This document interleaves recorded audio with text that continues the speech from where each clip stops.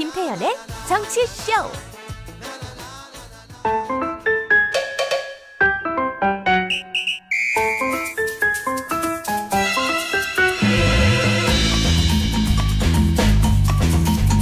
자, 여론조사로 만나보는 민심의 선택 배수진 시간입니다. 두 분 모셨어요. 안녕하십니까. 인사이트 K 배추도사 배종찬 소장입니다. 그리고 수. 네, 시사평론가 수민 킴 그냥 도사입니다. 아, 저기 우리 아침에 문자가 들어왔는데 네. 너무 힘들어요. 하루 종일 정치 이야기 이렇게 그러니까요. 말씀하셨거든요. 근데 오늘은 네. 1부, 2부, 3부, 4부 예. 다 나경원, 이재명. 예. 이재명, 나경원, 나재명, 이경원, 나재명, 나경원, 이재명 왔다 갔다 헷갈리죠. 갔답니다. 예. 어쩔 수가 없어요. 네. 예. 지금 뭐 그 두 사람을 빼면은 뭐 프로 진행이 안 돼. 그래서 지금 나오는 이야기가 예. 이재명 대표 또 나경원 전 의원은 또 이제 또 화제를 모으고 있거든요. 구글 네. 트렌드에 가보면 지난주 이번 주 나경원 전 의원이 윤석열 대통령이나 이재명 대표보다도 관심도가 더 높을 정도예요. 네. 그러다 보니까 네. 이재명 왜 그러니 그다음에 나경원 왜 그러나 이런 뭐 이제 유행어가 나오는 거죠. 유행어를 본인이 만든 거 아닙니까? 이제 유행을 시키고 싶다. 네. 예. 왜 그러나 경원? 왜 그러니 재명 뭐 이런 그렇죠. 말씀이신 거죠? 예. 네. 잘하는 알겠습니다. 하죠. 네. 자, 지금 뭐 좀 속보 하나 말씀드릴게요. 저 쌍방울의 김성태 전 회장이 인천공항 도착했다는 거거든요. 자, 공항 도착해서 한 얘기. 변호사비 되나 말도 안 되는 얘기다. 이재명 전화번호 알지도 못한다. 하루하루 죽을 것처럼 살았다. 검찰 조사 성실히 임하겠다. 뭐 이런 얘기를 했다는 거 말씀드리고 더 나온 얘기 있으면은 오늘도 오늘 세 번째 등장인물 김성태라는 사람이거든요. 네. 이 얘기할 때 저희가 좀 말씀을 드리도록 하겠고 할 수 없습니다. 제가 봤을 때는 당분간은 나경원 이재명 그렇죠. 왜 그러나. 예, 이재명 나경원 이거 계속 네. 해야 돼. 예, 방법이 없어. 그렇죠. 뉴스 메이커니까 여기서 이제 유승민 전 의원이 등장하면 왜 그래요? 많이 갑니다. 네, 알겠습니다. 아, 네. 그러면 저는 왜 그래 윤입니까? 왜 그래 윤? 최고야. 자, 오늘 이제 첫 번째 얘기는 예. 여론조사인데 제가 사실 배준 시간을 기다렸어요. 예. 왜냐하면 지난주에 뭐 이 여론조사 김기현 의원이 1위한 여론조사금 가지고 네. 양 캠프가 막 충돌하는 뭐 일들이 있어서 제가 이번 이 시간을 기다렸는데 네. 우리 배추도사 예. 배종찬 소장께서 설명 좀 해주세요. 좋습니다. 일단 결과부터 먼저 소개를 일단 해드릴까요? 요거 타고 가야 돼. 네. 오늘 발표한 조사의 자세한 내용은 중앙선거 여론조사 심의위원회 홈페이지에 참조하면 됩니다. 예. 이걸 깔고 근데 하나 더 해야 되는 게 이 리얼미터와 미디어 트리뷴의 국민의힘 당대표 여론조사는 중앙선거론조사 심의위원회에 안 올라가 있어요. 그래요? 네. 그래서 이거는 보도자료나 또 리얼미터 홈페이지에 올라가 있는 입장문이 있거든요. 그 내용을 참고해야 될 것 같습니다. 자, 리얼미터가 미디어 트리뷴에 의뢰를 받아 지난 12일, 13일 실시한 조사입니다. 국민의힘 지지층 515명을 추출해서 조사 결과를 통계 처리한 내용인데요. 이 조사에서 김기현 의원 32.5%, 나경원 26.9%로 나타났고요. 안철수 18.5%, 유승민 10.4%고요. 당선 가능성도 물어봤습니다. 누가 당선될 것으로 보는지 물어봤는데요. 나경원 29.4%, 김기현 35.2%, 나경원 29.4%, 안철수 15.8%, 유승민 6.3%. 이 결과를 보면 한 세 가지를 짚어볼 수가 있을 것 같아요. 물론 이제 이 지금 갑론을박하는 내용은 오늘 우리가 논의할 필요 없을 것 같고요. 첫 번째로는 뭐냐면 이 조사를 기점으로 뒤집어졌다. 역전이 됐다. 김기현 국민의힘 지지층에서 김기현 의원이 나경원 전 의원을 앞서는 결과가 나타났고요. 두 번째로는 이 유승민 전 의원이 다른 조사보다도 이 조사를 기점으로 해서 상당히 좀 낮아져요.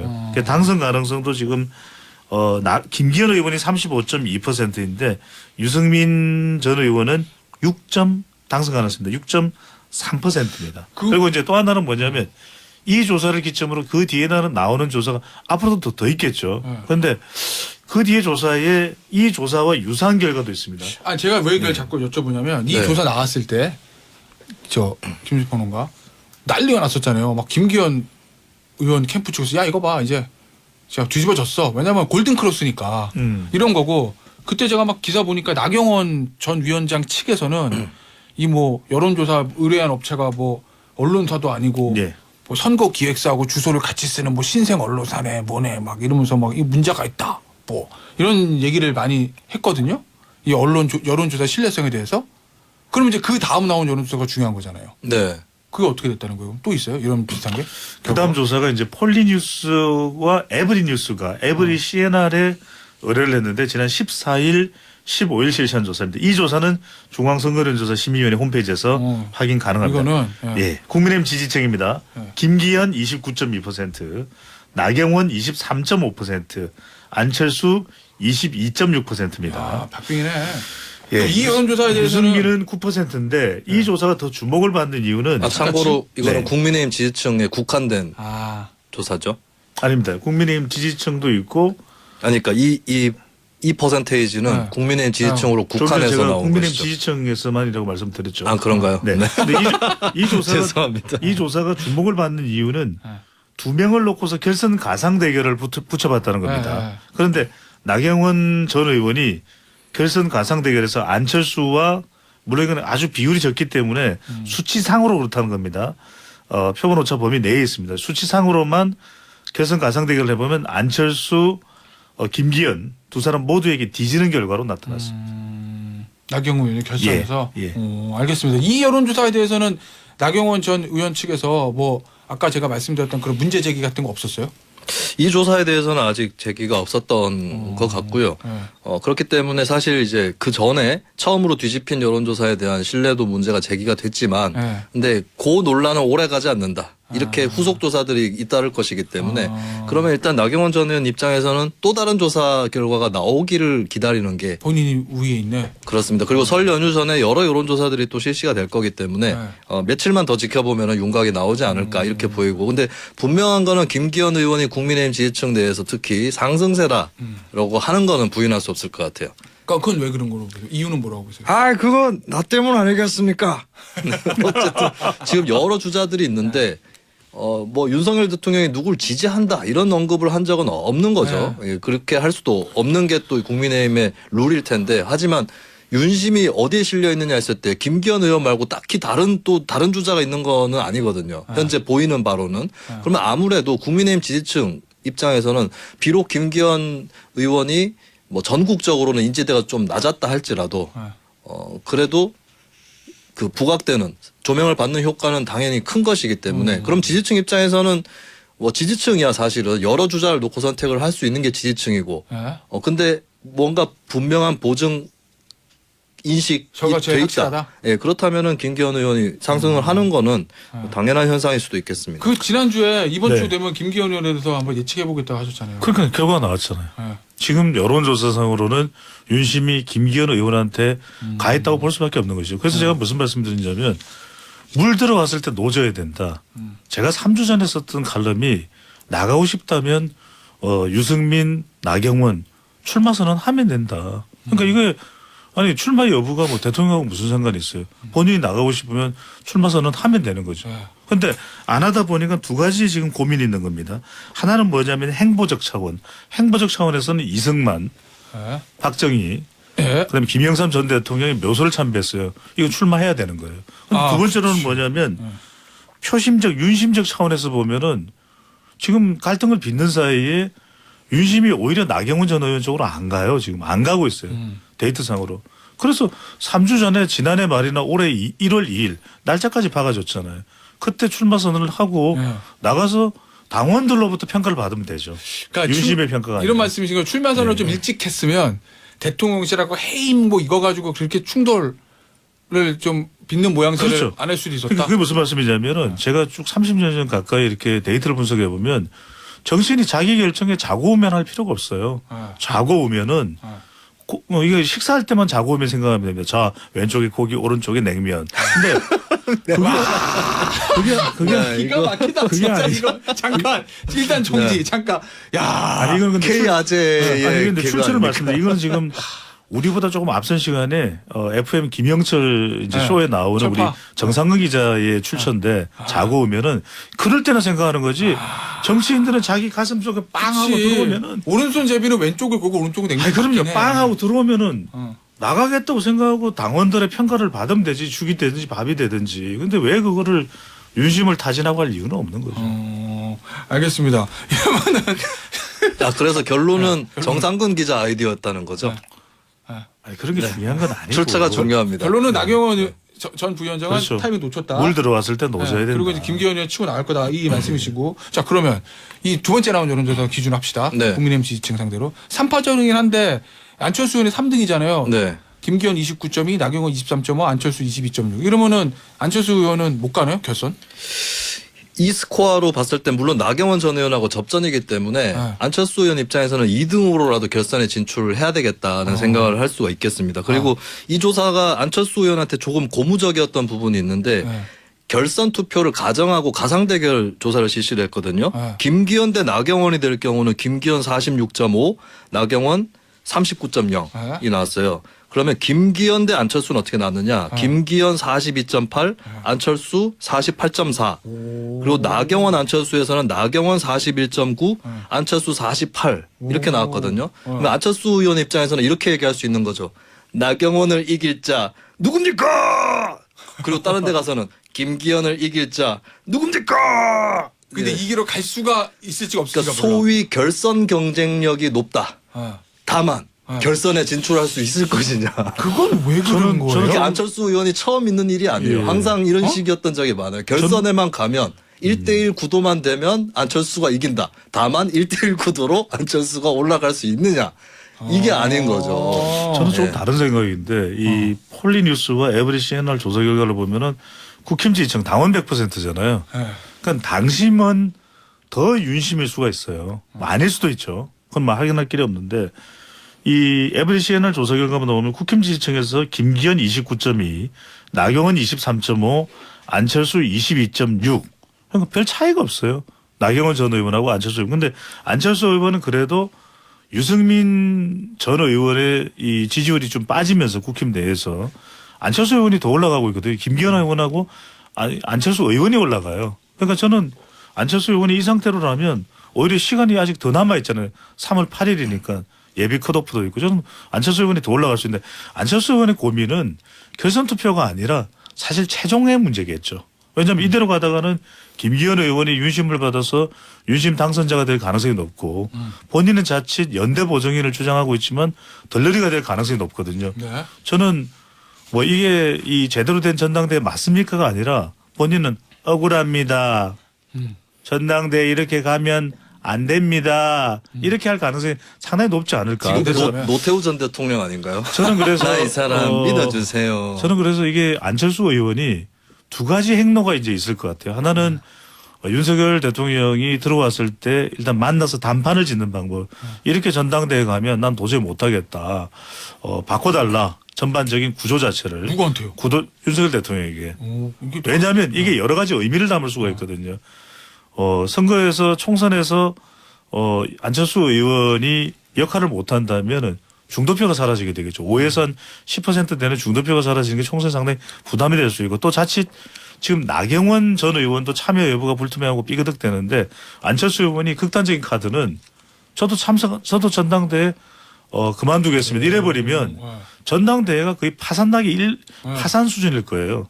이것도 굉장히 큰 안철수 의원이 경천 동지할 무기가 될 수 있을 거고요. 안철수 의원은 호조건하고 악조건이 둘 다 있는데 호조건은 아까 잠깐 배 소장님 또 언급을 하셨지만 유승민 전 의원입니다. 유승민 전 의원 쪽이 만약에 출마를 하지 않는다고 했을 때 그쪽 지지층이 그래도 누구 하나를 선택해야 될 때 비교적 좀 중도 이미지가 겹치는 안철수 의원한테 표가 가서 만약에 이번 에브리 CNN 조사 결과에서 안철수 의원이 접전 끝에 3등이잖아요. 근데 이제 유승민을 등에 업고 2등으로 올라서는 시나리오가 불가능하진 않다라고 하는 게 있고. 근데 두 사람도 원래 전통적으로 사이가 좋은 사이. 근데 이제 지지층끼리는 그런 게 크게 상관없거든요. 그리고 하물며 안철수 이준석 간에도 지지층이 겹치는 부분이 있는데 안철수 유승민이면은 더더욱 겹칠 수 있다라고 하는 게 있는 거고요. 그런데 이제 악조건은 뭐냐면 어쨌든 윤석열 대 나경원 이 구도가 그려지면은 안철수 의원이 밀리는구나. 그래서. 그렇죠. 그 고래 싸움에 새우등 터지듯이 밀려날 수는 있다. 예, 그 부분. 그래서 안철수 의원이 고질적으로 선거 때마다 빠졌던 딜레마가 1등이냐 3등이냐. 2등이 아니라 1등이냐 3등이냐에 많이 빠졌었는데 지금도 항상 비슷한 그래왔던 것 같아. 지금도 비슷한 그림이고 김기현, 나경원 양쪽이 싸우다가 양쪽이 약진을 하고 네. 안철수 표가 잠식을 당하는 이 시나리오가 가장 우려되는 시나리오일 것이다. 라고 봅니다. 그럼 그걸 돌파하려면 어떻게 해야 돼요? 앞서 배종찬 수사처럼 이제 대통령이랑 사실 요거는 말씀을 드려야 될 것 같아요. 왜냐하면은 최근에 또 바뀐 전환된 상황을 보면은 여론조사 결과 또 국면이 좀 바뀐 내용이죠. 그러니까 나경원 전 의원이 줄곧 국민의힘 지지층에서 앞서가다가 김기현 의원의 약진이 있고 이거는 이제 앞으로 다른 조사도 또 평균적으로 봐야 되겠는데 또 하나는 뭐냐면 장제원 의원도 그렇고 이른바 지금 나경원 전 의원의 전략은 윤친 장반 전략이잖아요. 윤친 윤석열 대통령하고는 친하고 계속 러브콜을 보내요. 아, 그 아랍에미레이트에서 300억 달러 수주 정말 환영할 만한 일이다. 윤석열 대통령이 돌아오면 본인에게도 무기가 실릴 수도 있을 것이라는 기대감을 반영하고 있거든요. 또 하나는 장반. 장제원 전 의원에 대해서는 완전히 반대 입장이에요. 대립각을 세우고 있죠. 근데 장제원 의원이 이제 한 1, 2일 하루 이틀 전부터는 대응을 안 해요.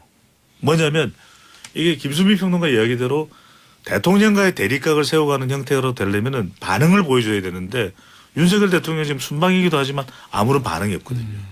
그러니까 해임을 왜 했냐 해임에 대해서 이유를 기자들이 굉장히 궁금해하고 국민들도 궁금해하지만 이유를 이야기 안 해요. 그러니까 저는 이게 자칫 대통령이 거의 무대응으로 가버리게 되면은 그건 나경원 전 의원에게 상당히 곤란한 그런 국면과 환경이 될 수가 있는 거죠. 알겠습니다. 김수현 평론가한테 이거 좀 물어보죠. 네. 여당 전당대 관련해서 마지막으로 김기현 의원이 요새 보수 진영의 유튜브 채널을 직접 공략한다는데 이거는 어떤 전략으로 보시는 거예요? 이게 어떻게 보면 돌다리도 두들겨보고 건너겠다는 전략인 것 같아요. 왜냐하면 윤심이 많이 김기현 쪽으로 실려 있다라는 게 대체적인 사람들의 인식이거든요. 네. 그러면은 야 이제 됐어. 1단계는 끝났기 때문에 2단계로 가겠어. 뭐 중도 확장으로 가겠어. 그리고 당내 비윤 표심도 얻어야지. 이렇게 가는 게 정석인데 김기현 의원은 그래도 모른다라고 생각하는 것 같습니다. 오랫동안의 본인의 선거 경험에서 비롯된 것일 수도 있겠는데 어쨌든 이 강성 보수층 쪽을 철저하게 공략을 해서 더 이상 불안하지 않을 때까지 계속 이 행보를 지속해야 승세를 굳힐 수 있다라고 판단을 하는 것 같아요. 자, 알겠습니다. 자, 국민의힘 여기서 마무리하고 민주당 가볼게요. 이재명 대표, 이거 김수현 평론가한테 또 물어봐야 되겠다. 대장동 관련해가지고 설 연휴 이후에 27일 또는 30일에 소환 통보한 건데 대장동 위례 의혹과 관련해서 요거 시기는 어떻게 봐요? 이게 이제 설 연휴 전에 통보가 가다 보니까 혹시 설 밥상에 올리기 위해서 검찰이 정무적으로 판단한 거 아니냐. 민주당에서 그렇게 얘기하고. 네, 이런 관측도 나오는 것 같아요. 근데 이게 이제 객관적으로 일정과 흐름을 좀 살펴보면 사실 야당 대표를 부른다라고 했을 때는 검찰 수사가 이미 그 전에 진척될 만큼 진척돼야 가능한 것이거든요. 네. 그러면 이제 이재명 대표를 부른다라고 했을 때는 기소 전까지 왔다라고 하는 거고 이걸 좀 빨리 처리하려는 것 같아요. 그럼 빨리 처리하려면 소환은 설 직후에 해야 되고 통보는 1차 소환 끝나고 나서 설 전에 해야 된다는 거죠. 네. 그러면 그냥 생각해봐도 지난 주말 아니면 이번 주 초 정도의 통보를 할 수밖에 없지 않았을까. 내일 모레 나오세요 이럴 수는 없으니까. 예, 그렇습니다. 그래서 이게 정무적인 일정에 굳이 끼워 넣을 필요가 없는 게 검찰이 서두르다가 삐끗하면은 또 큰 타격을 받는 거거든요. 그래서 그런 정무적 판단까지 하겠느냐. 그리고 거꾸로 조홍천 의원도 지난주에 얘기를 했지만 이게 오히려 수사나 재판이 늘어져 가지고 내년 총선까지 덮치게 되면 그게 오히려 민주당한테 정무적으로 더 불리할 수 있는 거죠. 그래서 검찰이 좀 신속하게 수사하는 걸 가지고 정무적 판단이라고 볼 수 있을까. 예, 그거는 좀 저는 아니라고 생각합니다. 그러니까 속된 말로 민주당 입장에서 설 밥상이면 올 설 밥상이 낫지 내년 설 밥상이 이게 올라가면 엄청난 타격이 올 수도 있다 이런 거잖아요 오히려. 그런 말씀이시고. 그렇죠. 그런데 이제 또 하나는 이게 실제 일정도 그렇지만 여론 인식도 중요할 것 같아요. 실제 일정이라는 건 적어도 27일이나 30일 정도면 이맘때쯤 이야기할 수밖에 없고 그게 언론에 알려지는 걸 뭐 자연스러운 게 아닌가 이렇게 생각할 수 있는데 그럼 설명절 연휴가 이제 지금 이번 주말부터 닥치잖아요. 그럼 영향을 안 줄 거냐? 영향을 줄 가능성이 상당히 높은 거죠. 그러니까 실제 일정은 그렇다 하더라도 이것이 여론에 미치는 영향은 분명히 줄 수밖에 없는 것이고 지난 10일 출두할 때부터 어제까지 이제 빅데이터 썸 트렌드로 분석을 해보면 썸 트렌드 이제 검색어를 이재명을 넣어보면 여러분들도 확인하실 수가 있는데 매우 부정적이에요. 그러니까 왜냐하면 지금 오늘 또 김성태 전 쌍방울 회장 관련된 뉴스도 나오죠. 그러니까 이 언론을 지배하는 자가 여론을 지배한다는 이야기를 하거든요. 그러면은 지금 언론에서 숱하게 쏟아지는 이재명 대표에 관련된 여론은 상당히 부정적인 내용이 많을 수밖에 없는 것이죠. 알겠습니다. 자, 이거 이재명 대표가 요번에 대장동 의혹으로 소환 통보 받기 전에 기본사회위원회 위원장을 맡았잖아요. 네. 야당 대표가 민생 챙기는 건 전 어떻게 보면 너무나 당연한 것 같은데 김수현 평론가가 요거를 그렇게 평가했네요. 이재명 대표가 사법 리스크를 직접 반박하는데 한계를 느낀 거다. 네. 그 평가는 그런 평가는 어떤 의미죠? 이게 비슷한 현상이 윤석열 대통령한테도 있었던 건데 윤 대통령 지지율이 상승세에 접어들었던 게 이재명 대표 사법 리스크에 대한 반사이득은 아니었습니다. 추세를 살펴보면 결국에는 뭐 노동, 연금, 교육개혁 이런 얘기를 하고 또 경제, 민생 담론을 펴니까 지지율이 오른 거거든요. 그럼 이재명 대표 입장에서도 뭐 윤석열 정부에 대한 반사이득이라든지 또 사법 리스크에 대한 반박, 이건 검찰의 어떤 독재다 이렇게 얘기하는 것으로는 국면을 전환할 수 없다라고 하는 거죠. 그러면 결국에 이재명 대표도 민생 얘기를 꺼내야 되는 것이고 그리고 그런 얘기를 해줘야 사법 리스크 문제에서 직접적으로 판단을 바로 못 내리고 있는 국민들이 봤을 때도 아 저런 행보를 하는 걸로 보니까 좀 올가분하고 자신이 있나 보네라고 생각할 여지를 만드는 거죠. 그리고 이제 소재는 새로운 것을 갖고 오기보다는 새로운 것을 갖고 왔을 때는 안 어울려 보이거나 이거 혹시 이것도 뭐 방탄용 아니야 이런 얘기를 들을 수 있는 거죠. 그렇기 때문에 본인의 특기 분야였던 본인이 많이 얘기해 왔었던 기본소득 기본주택을 주축으로 해서 기본사회위원장을 본인이 직접 맡는 것으로 귀결되지 않았나 이렇게 봅니다. 시간이 없으니까 짧게 말씀드리면은 이게 늘 말씀드리는 것인데 손에 잡혀야 되거든요. 그러니까 지금 모든 게 사법 리스크에 집중이 돼 있는데 기본사회위원회 그러면은 이게 와닿을까요? 그래서 저는 이름을 아예 청년 취업 여성 지위 향상위원회 딱 들어오게. 그렇죠. 저는 이렇게 하면은 훨씬 더 지지율의 3위나 4.5% 포인트라도 높아질 텐데 저는 왜 어렵게 가죠? 그럴 이유는 없을 것 같아요. 배종찬 수장님 아이디어를 따서 M여중위원회 뭔가 지금 대중들은 손에 잡히는 가볍게 걸 원한다. 무시하시고. 그러면 청년 취업 여성 지위 향상위원회가 그렇게. 더 나을 수 있죠. 알겠습니다. 오늘 배수진 시간 여기서 마무리할게요. 지금까지 배종찬 소장 김수영 평론가였습니다. 감사합니다. 고맙습니다. 감사합니다. 문자 들어왔는데 안선창님께서 와 오늘 점심은 뭐게요? 자고 오면. 이런 문자 많이 들어왔어요. 감사합니다. 고맙습니다.